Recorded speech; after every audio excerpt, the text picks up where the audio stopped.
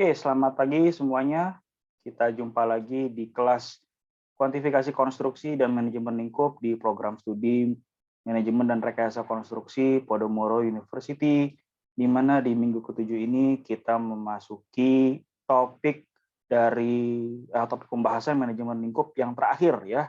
Yang terakhir sebelum minggu depan kita akan mengadakan UTS ya bagi mahasiswa saya, dan 2 minggu yang akan datang kita mulai memasuki kuantifikasi konstruksi. Jadi sudah mulai masuk ke tahap pengerjaan proyeknya, gitu ya. Jadi minggu ini kita akan membahas proses terakhir dari manajemen lingkup, yaitu scope control atau pengendalian lingkup, ya, pengendalian lingkup.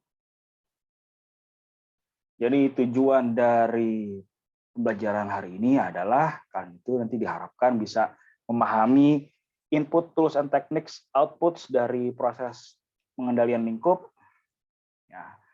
Nah, lalu yang namanya pengendalian lingkup itu ada sebuah proses ya yang namanya ICC atau Change Management ya. ICC itu apa sih? Integrated Change Control ya. Integrated Change Control ini sekedar saya kasih tahu aja dari sekarang, ini sebenarnya bukan proses bukan dari bagian dari manajemen lingkup ya.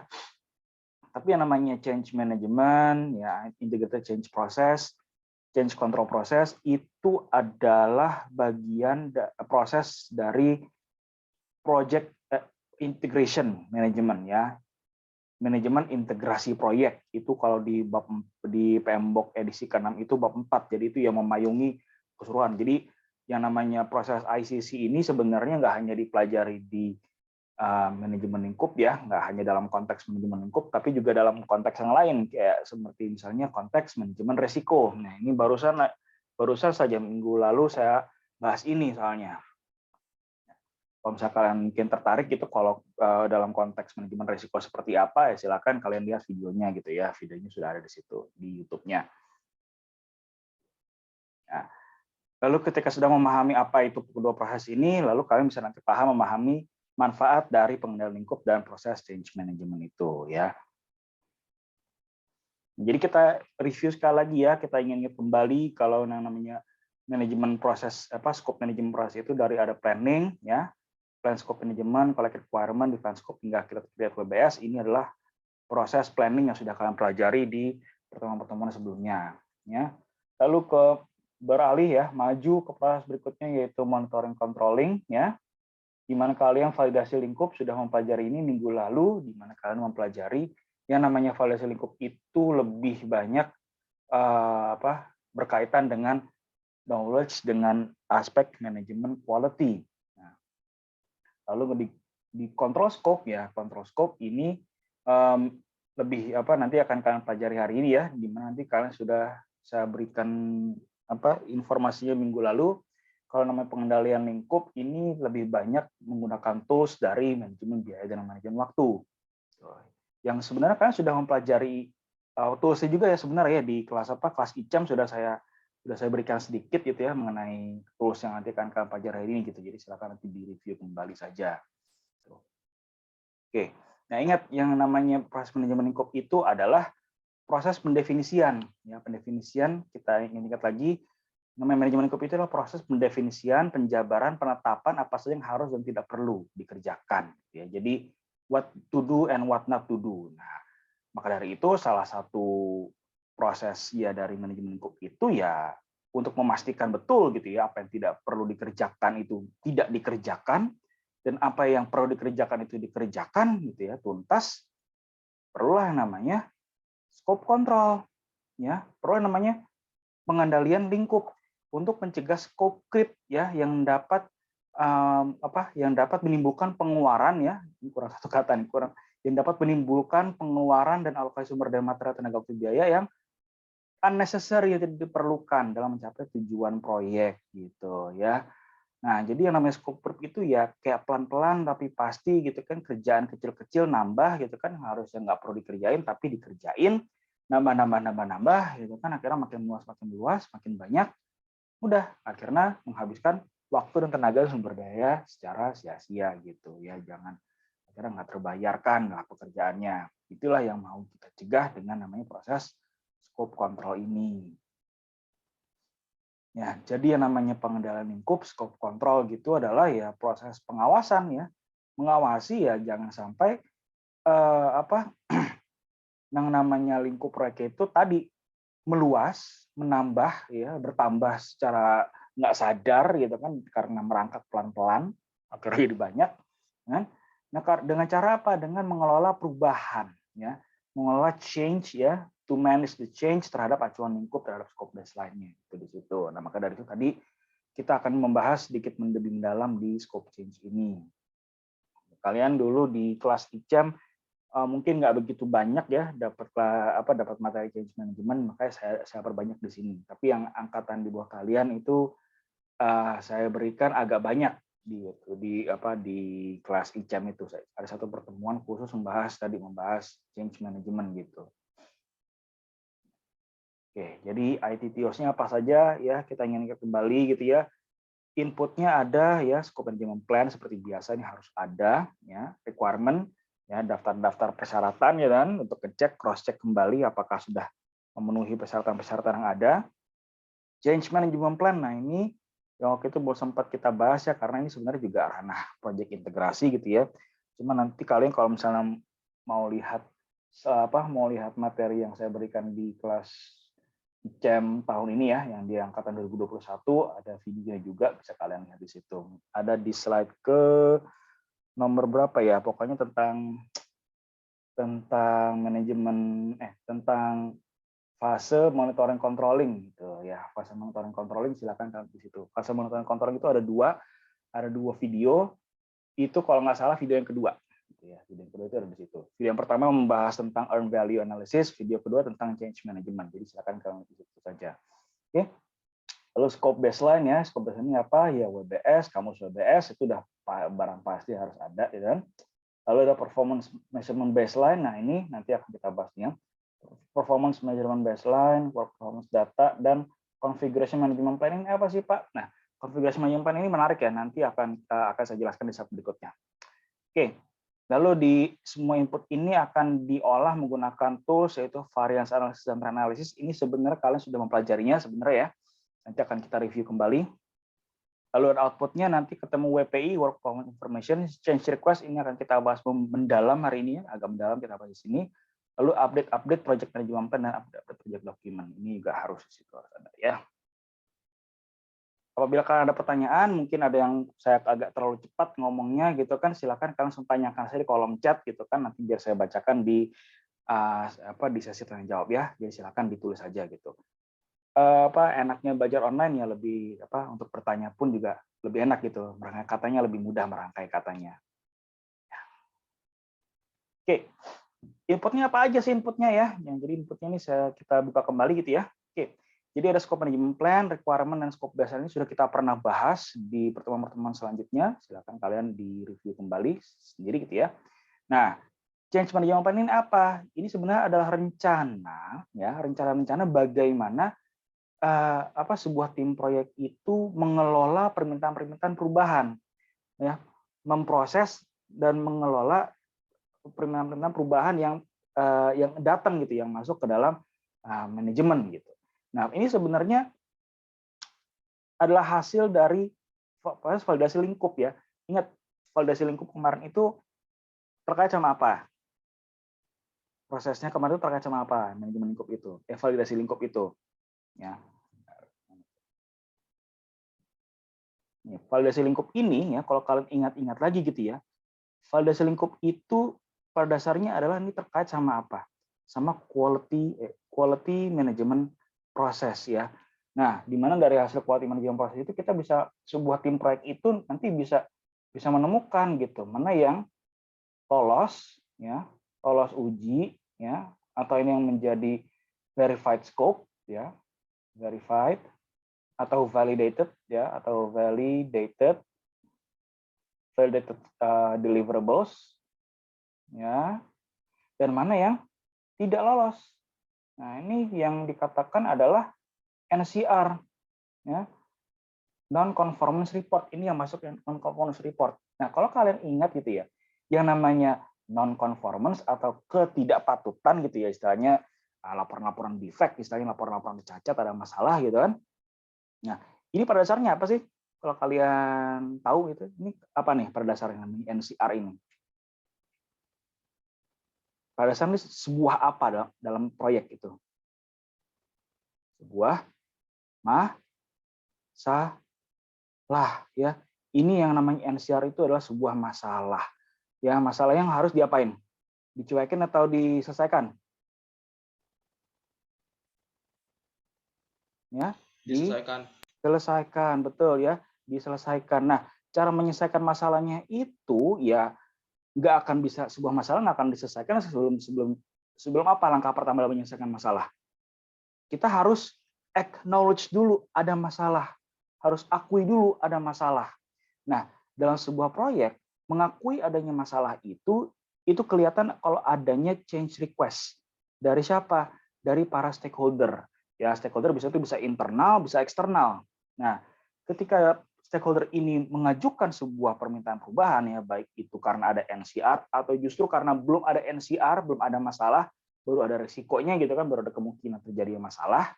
Nah, itu boleh mengajukan itu. Nah, kalau misalnya dalam konteksnya manajemen risiko, yang namanya change request itu diajukan untuk apa? Untuk tindakan preventif. Itu kalau di manajemen risiko. Ya, ini kalau terkait sama risk. Nah, kalau di scope ini kalau yang saya baca ya, ini kalau yang saya baca dari keseluruhannya itu sebenarnya nggak hanya preventif tapi juga terutama untuk yang masalah yang untuk reaktif gitu ya, tindakan-tindakan reaktif dalam artian apa? Tindakan-tindakan korektif lah. Ya, tindakan-tindakan perbaikan korektif. Saya tadi mau korektif, saya mau sebut korektif gitu ya, jadi bukan reaktif, korektif. Ya, tindakan-tindakan korektif gitu, yang sifatnya itu mengoreksi, membenarkan apa yang melenceng jadi benar gitu, apa yang tadi nggak efektif jadi lebih efektif gitu. Nah, jadi seperti itu sebenarnya. Ya, jadi nah, kenapa ini menjadi penting dalam scope kontrol gitu ya? Nah, karena pada dasarnya begini, yang namanya change management plan, itu nanti akan kita bahas nanti ya. Kenapa ini menjadi penting bagi scope management plan? Nanti akan kita bahas di slide selanjutnya. Ini kita akan ke situ sebentar lagi ya. We'll get back to that later, oke? Nah, tapi ini saya minta kalian perhatikan betul dari change management plan ini, dari change management proses ini, change management atau prosesnya itu ya disebut namanya ICC, Integrated Change Control Process gitu. Nanti kalian harus perhatikan ini baik-baik nanti ya. Kenapa ini menjadi sangat penting ketika mengendalikan lingkup gitu ya. Nah, lalu input yang ketiga ada work performance data ya. Ini apa sih namanya data kinerja ya? Data actual cost, earn value, dan plan value gitu yang sudah barang pasti ada gitu ya. Jadi inilah menjadi data-data mentah gitu, data-data mentah untuk menilai sebuah kinerja sebuah proyek gitu yang nanti akan digunakan dianalisis, diolah menggunakan metode earn value analysis. Nah, sehingga nanti ketemu apa? Ya ketemulah nanti work performance information. Nah, ketemulah nanti namanya WPI. WPI ini nanti sebenarnya adalah output nanti. Nah, cuman di input juga ada sebenarnya WPI-nya itu. Nah, cuma WPI-nya itu berupa apa? Berupa rencana saja. Ini rencana. Jadi yang ini nih, ya, performance baseline yang ini, ya ini sebenarnya juga WPI, tapi bukan yang real, ya, tapi yang berupa rencana. Ya, rencana WPI-nya seperti apa? Rencana work performance information seperti apa? Yang menjadi acuan gitu. Misalnya dari awal sudah ditentukan. Kalau namanya SPI-CPI itu ya dari awal di proyek itu ya namanya rencana, yang namanya angan-angan gitu ya, yang namanya schedule performance index, ya maunya paling besar 1 gitu, maksimal 1. Artinya apa? Ya on time gitu ya, on time. Kalau misalnya lebih kecil boleh nggak? Ya boleh, bagus gitu. Tapi yang jelas, boleh nggak lebih besar daripada 1? Boleh gitu. Berarti kan lebih cepat gitu kan. Kalau misalnya lebih kecil dari 1 boleh apa enggak? Nggak boleh gitu. Nggak boleh sampai seberapa besar, misalnya ya sampai 0,99 lah gitu. Ya, paling besar sampai 0,99, ya udah. Nah, itu namanya acuan kinerja biaya yang rencananya seperti itu, ada toleransinya. Nah, nanti berdasarkan data real dari hasil AC, data real dari actual cost, earn value, dan plan value yang di hari itu dibuat, nanti akan ketahuan tuh berapa SPI CPI-nya di hari itu. apakah melenceng dari acuan, gitu kan? Nah, kalau melenceng dari acuan, ya berarti kan lagi-lagi apa? Masalah lagi, gitu. Lagi-lagi problem yang harus diselesaikan dengan change management lagi di situ. Oke? Jadi pada dasarnya seperti itu. Yang namanya proyek itu pasti akan ada masalah terus. Masalah itu harus diakui, ya, kemudian dievaluasi, dan lalu apabila memang urgent, gitu ya, setelah hasil evaluasi urgent, ya harus segera diselesaikan masalahnya. Lalu toolsnya apa saja nih? Variance analysis ya. Variance analysis ini analisis perbandingan rencana dan kondisi aktual, gitu kan. Nah, ini yang sudah saya jelaskan tadi yang barusan. Ada schedule variance dan ya, ini SV, schedule variance, dan CV. Jadi ini ada schedule variance, lalu ada cost variance ya, ada cost variance. Ya, jadi gimana caranya supaya namanya varian-varian ini nggak ada gitu loh. Ya, jangan panggil TVA gitu ya, yang ada di film Loki itu tuh, di serial Loki, jangan panggil mereka, justru cegah sampai sebelum terjadi varians ini. Itu ya istilahnya begitu. Ya, jadi jangan samakan varians schedule and cost dengan varians si Loki dan teman-temannya di situ ya. Enggak, itu nggak ada kaitannya. Oke, lalu trend analisis ya. Analisisnya berdasarkan apa? Berdasarkan data-data variance analisis ya, berdasarkan juga dari SPI CPI gitu kan, SPI CPI. Nanti bisa ketemu nih ya. Kalau misalnya kinerjanya ketahuan misalnya nih CPI SPI-nya gitu kan, SPI CPI-nya itu misalnya 0,95. Nah, dari 0,95 ini artinya kan berarti ada melenceng nih, ada meleset kira-kira 5% nih. Gitu kan? Nah, kalau misalnya dengan melesetnya ini nggak diperbaiki gitu kan, nggak diatasi masalahnya, ini berarti kira-kira ngaretnya sampai berapa lama. Nah, itu menggunakan trend analysis di situ. Oke, lanjut. Nah, ini yang pernah kalian lihat waktu itu tuh kalau nggak salah tuh ya, di kelas ICEM. Nah, ini ada CPI ya kan, Cost Performance Index gitu. Ini sebenarnya perbandingan antara earned value dan actual cost. Nah, ini silakan nanti kalian coba ingat-ingat kembali lah ya, ingat kembali di kelas ICEM gitu sudah saya berikan materinya gitu. Oke. Ada SPI, CPI gitu kan, sebenarnya membandingkan antara plan dengan actual seperti apa gitu kan. Ada kalau yang EAC sama ETC ini adalah ini bentar. Yang kedua inilah yang namanya work performance information. Nah, kalau yang ini yang namanya trend analisis. Trend analisis atau forecast. Ya, perkiraan ke depannya seperti apa.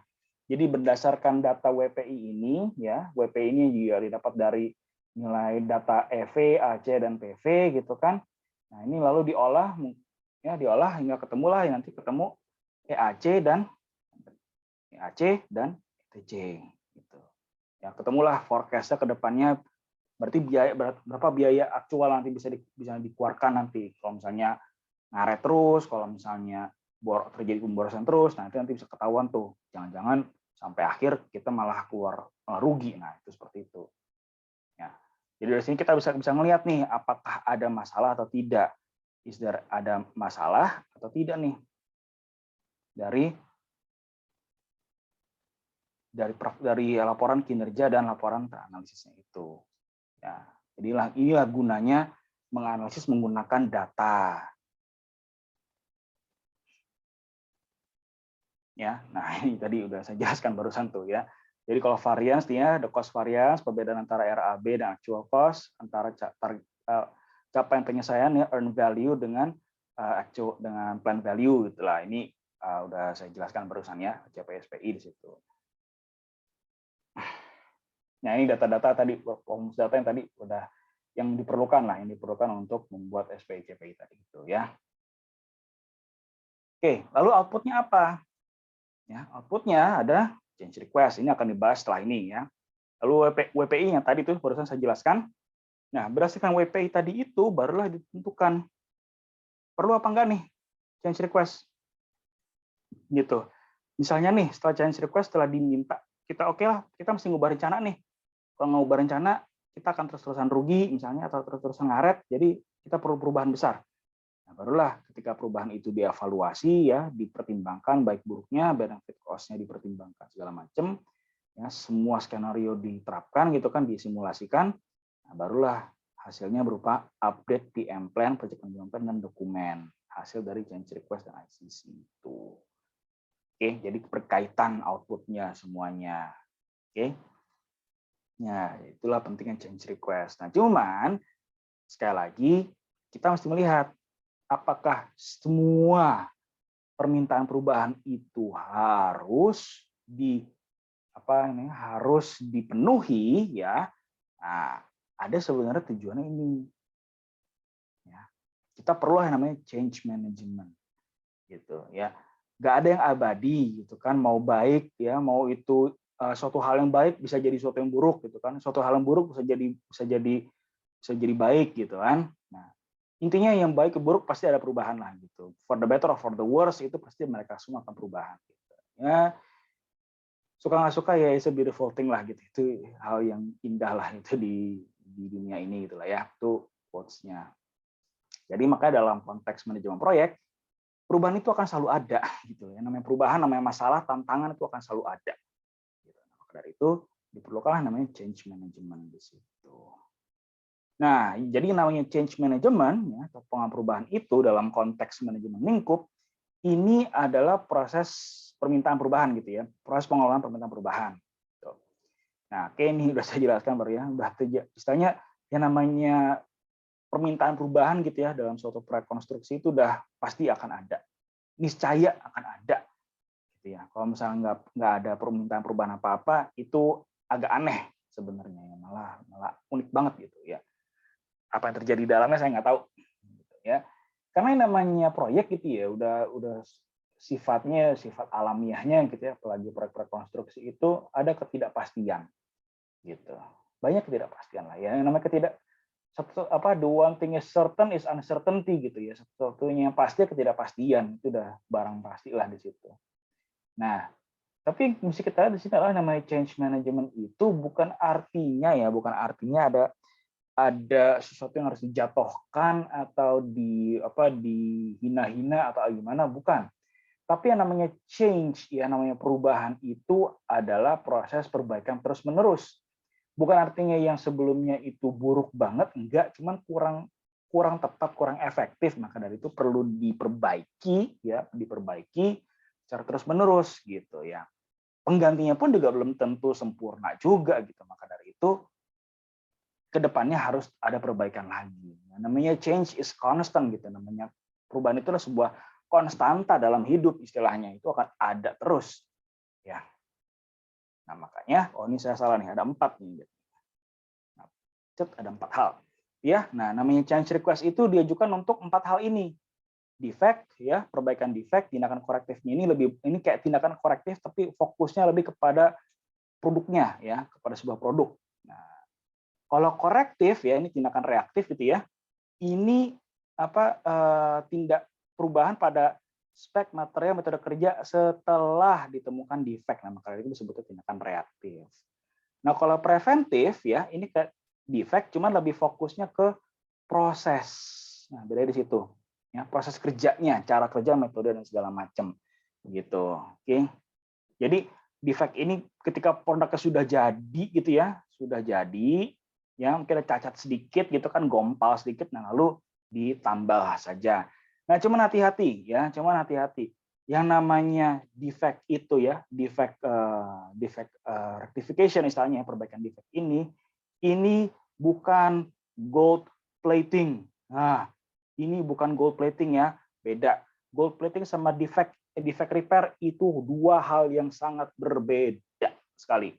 Gold plating itu apa sih? Gold plating itu kayak apa ya, istilahnya tindakan perbaikan yang tidak diperlukan, cuma sekedar nambal-nambal dempul-dempul untuk menutupi kecacatan, kerusakan di tempat lain gitu. Itu namanya gold plating. Nah gold plating ini yang sebenarnya itu nggak boleh.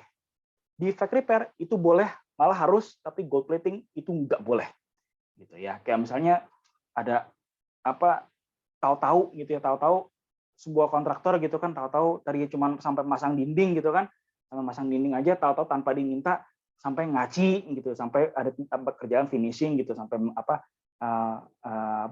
kerja dempul dan acian tuh sampai ada gitu, sampai ngambil kerjaan kontraktor lain gitu misalnya.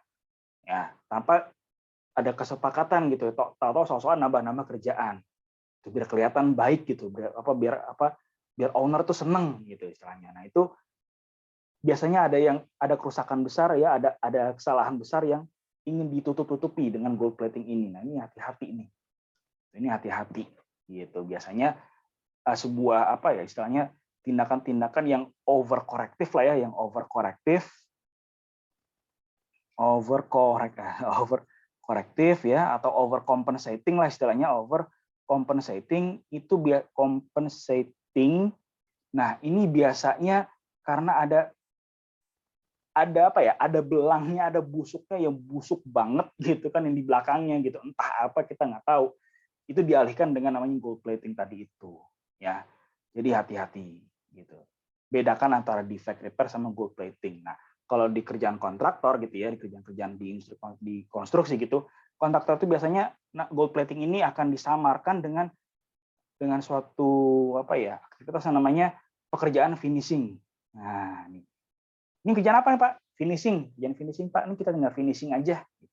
Finishing itu artinya sebenarnya bagus gitu ya, bagus. Nah, cuma finishing ini tadi kita mesti melihat lagi definisinya ya, definisinya berdasarkan kontrak dan kamu UBS ini apa definisinya gitu. Kalau misalnya sampai nih kerjaan finishing sampai mengaci, sampai plesteran, sampai ngecat gitu, padahal dia kontraktor struktur yang sebenarnya lingkupnya cuma sampai pemasangan bata titik. Nah, berarti itu ada yang salah.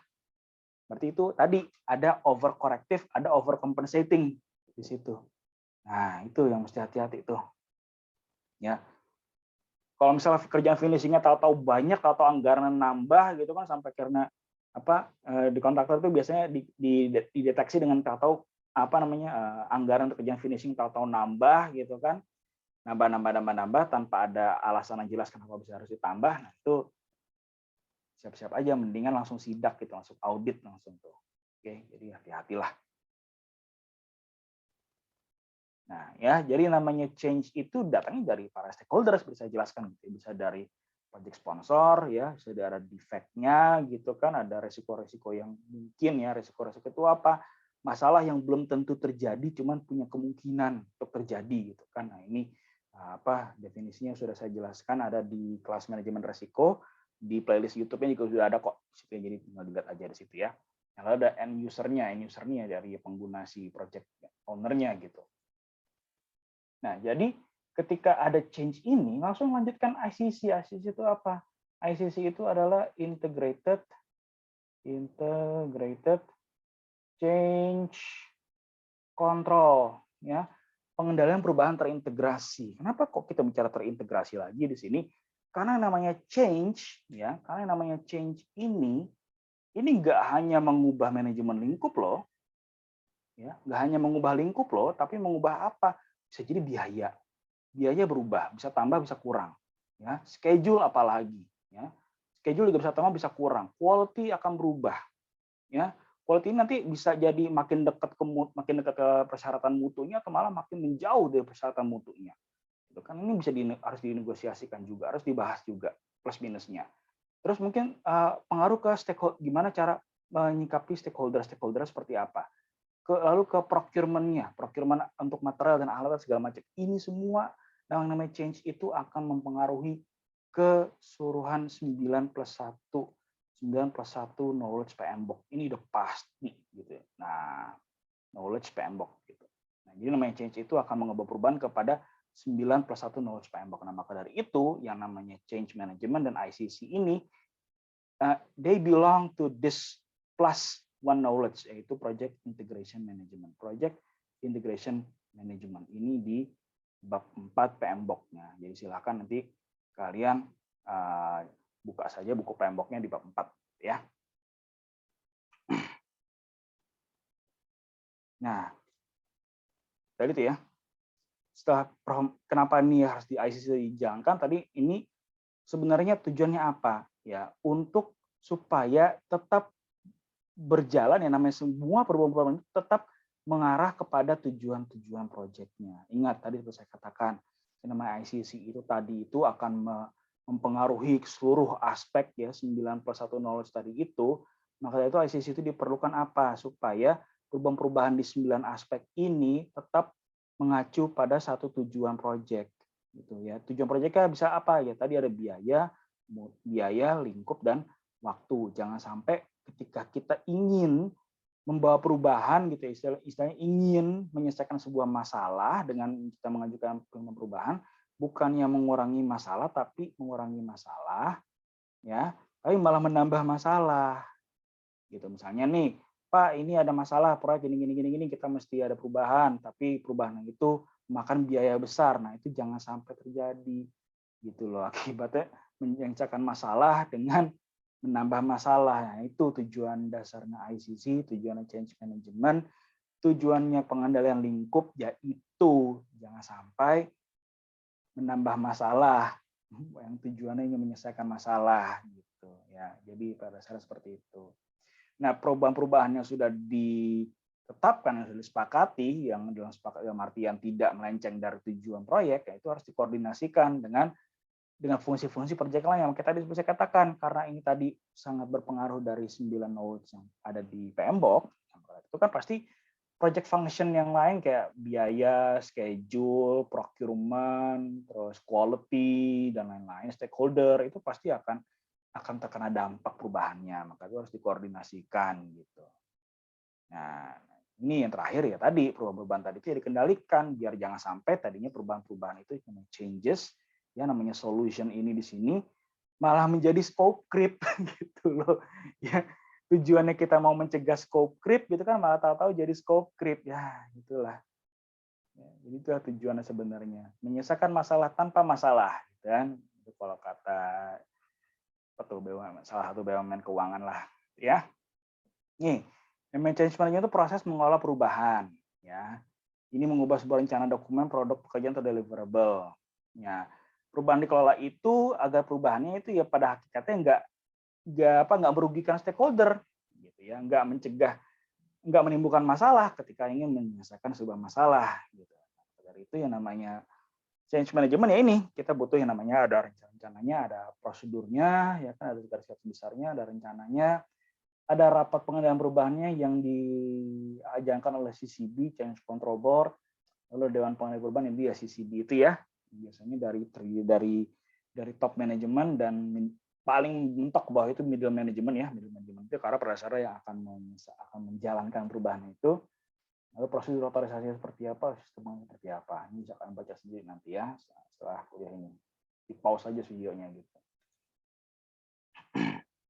Ya, nah jadi segala permintaan perubahan itu akan dikelola gitu ya. Akan dikelola. Oke, dikelola. Tunggu sebentar ya. Akan dikelola. Oke, nah jadi namanya permintaan perubahan itu ya pada dasarnya dikelola dalam sebuah proses yang namanya ICC nih, Integrated Change Control, yang dimana itu bagian dari Project Integration Management bab 4 PMBOK edisi 6 ya, tadi sudah saya jelaskan di belakang gitu ya. Nah, jadi yang namanya tujuan dari adanya ICC ini adalah untuk meyakinkan bahwa namanya perubahan itu memang diperlukan gitu. Nah, tadi seperti saya katakan ya, yang namanya perubahan itu pasti akan ada trade off. Trade off itu apa? Ada kayak pencet balon, ada yang bertambah, ada yang berkurang gitu. Pasti udah kayak begitu, ada tukar menukar, ada kompromi gitu ya, ada kompromi antara antara aspek-aspek manajemen proyek yang lainnya gitu. Udah barang pasti ada. Nah, cuma kita mesti meyakinkan yang namanya trade off itu, yang namanya kompromi itu memang diperlukan gitu. Memang ada manfaatnya. Gitu. Itu perlu di situ. Nah, lalu yang kedua bisa jadi yang namanya perubahan itu emang sudah terjadi, emang sudah ada dan kita perlu perlu bereaksi. Kita perlu bereaksi agar apa ya? Supaya kita survive.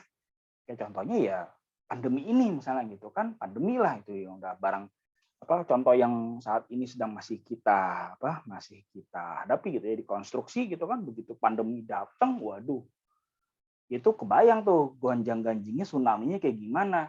Nah, perubahan lingkungan luar itu sudah terjadi, maka dari itu di dalam sebuah organisasi itu juga perlu perubahan. Itu harus dikelola juga perubahannya. Kayak bagaimana kayak mengatur tadi shift pekerja misalnya.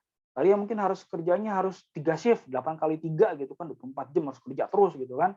Begitu ada pandemi, nggak bisa tuh kayak begitu. Nah, terjadi apa berikutnya?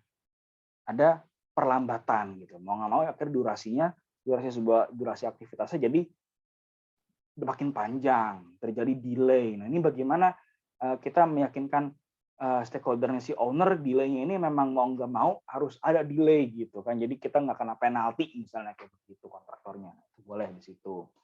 Ya, jadi itu bagaimana ketika perubahan itu ada sudah terjadi lalu bagaimana berubah saat itu juga. Nah, itu perlu di situ. Tujuannya dari change control itu perlu lah seperti itu. Ya, awal kan dari sini nih, dari kita udah punya rencana di awal, ya rencana acuan gitu kan. Lalu proyek acuan itu dijalankan dalam sebuah eksekusi, lalu dimonitor, ya, dilihat terus, direview terus. Apabila ada masalah, ya kan terjadi nih.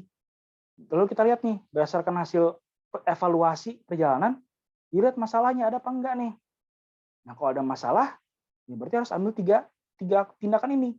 Harus ada tindakan korektif, ya, lalu hasil dari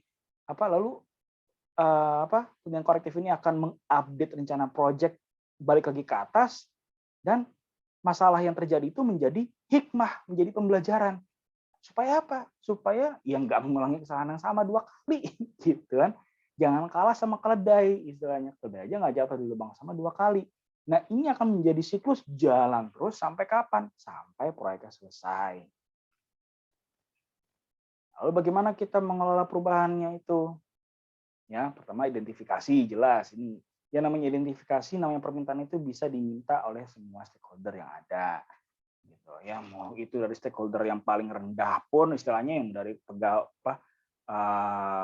daily worker gitu kan, kerja harian gitu kan, yang di lapangan sampai ke sponsor proyek itu harus bisa meminta perubahan gitu dengan enak gitu ya, dengan bebas. Misalnya ya harus didengar gitu, kayak miskin, tua, muda ya harus bisa didengar semua gitu.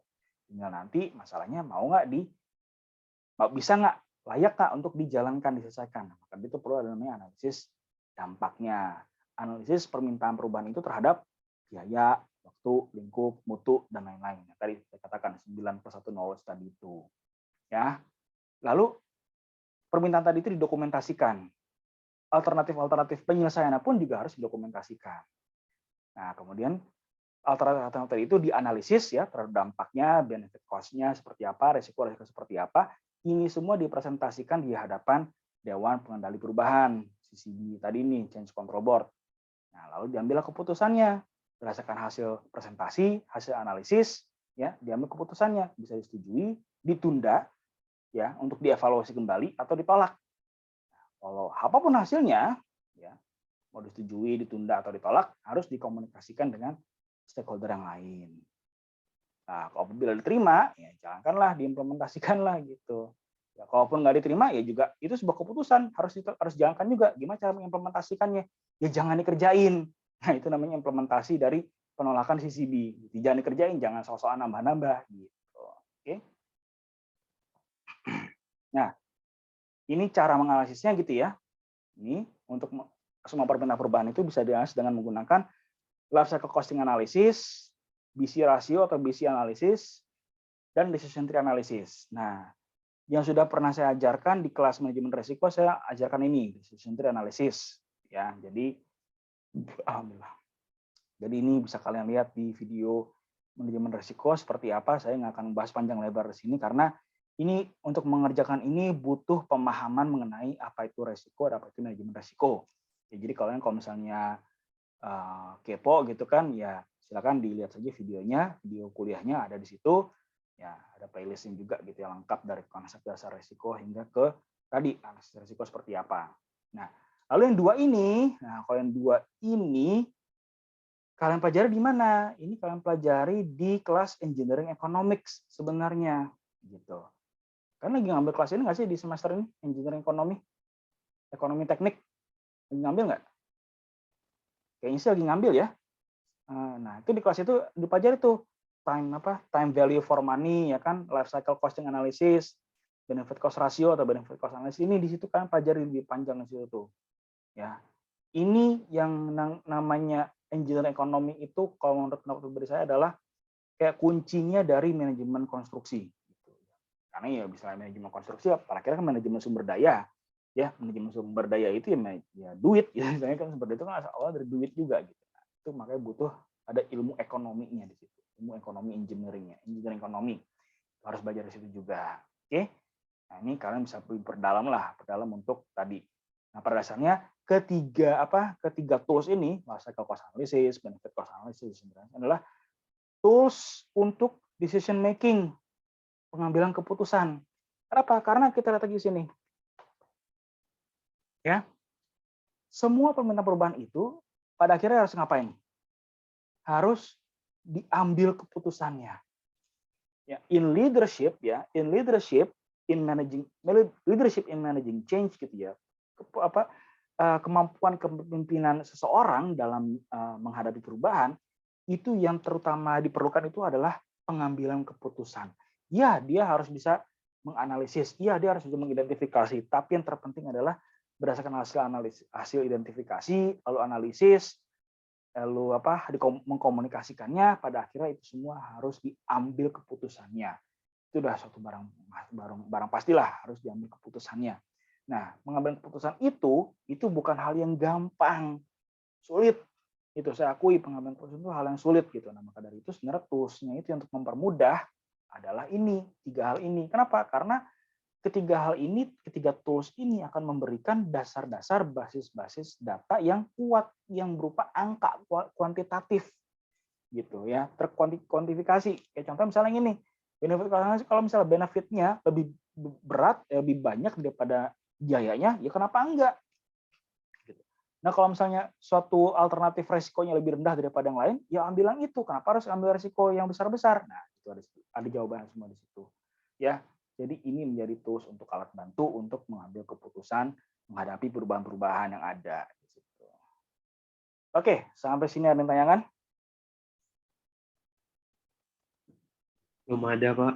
Belum ada ya? Oke, belum ada, berarti udah cukup jelas ya. Oke, jadi untuk summarize ya, jadi yang namanya pengendalian lingkup itu pada dasarnya akan menggunakan data kinerja biaya dan waktu gitu ya. Beda dengan validasi lingkup yang sebelum minggu lalu, kalau validasi lingkup itu pakai kinerja quality gitu ya, kinerja pengendalian mutu. Nah, kalau ini pakai kinerja pengendalian biaya dan waktu. Nah, dari situ nanti baru akan diambil keputusan apakah kita perlu meminta ada perubahan atau tidak di situ kan. Nah, jadi selain tadi input tadi itu ya, jadi untuk mengendalikan lingkup itu pada dasarnya. Jadi pada dasarnya kita bisa melihat dari kinerja biaya waktu itu apakah ada masalah atau tidak. Nah, apabila ada masalah, maka itu perlu ada perubahan atau change. Nah, change itu pasti harus ada. Nah, dalam konteks manajemen lingkup, yang namanya change management itu perlu banget harus dievaluasi terlebih dahulu, supaya apa? Supaya tidak terjadi namanya scope creep atau tindakan-tindakan yang di luar lingkupnya itu.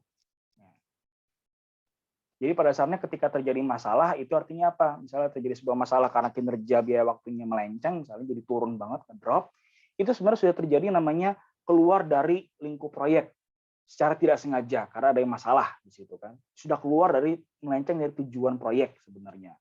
Nah, jadi ketika sudah keluar dari tujuan proyek itu berdasarkan kinerja biaya waktu gitu kan, harus ada perubahan, harus ada solusi gitu kan. Nah, dengan ada permintaan perubahan, jangan sampai solusinya malah makin melenceng dari tujuan proyek. Nah, maka dari itu yang namanya pengendalian lingkup dan manajemen perubahan termasuk ICC itu digunakanlah untuk supaya apa? Supaya tidak makin melenceng kemana-mana.